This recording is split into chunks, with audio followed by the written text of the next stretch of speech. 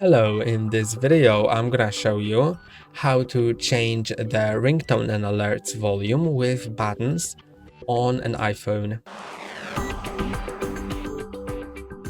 By default, when you click on the volume buttons, they change the media volume, but it's a different volume level than ringtone and alerts. Media is for music, videos, and more. And ringtone and alerts is for your alarm, for the ringtone of incoming calls and notifications and more. And if you want to be able to change this volume with these buttons, go to Settings, then in Settings, go to Sounds and Haptics. Now you can enable Change with Buttons.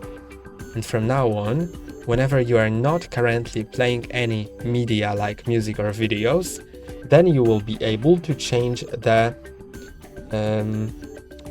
volume of your ringtone with these buttons.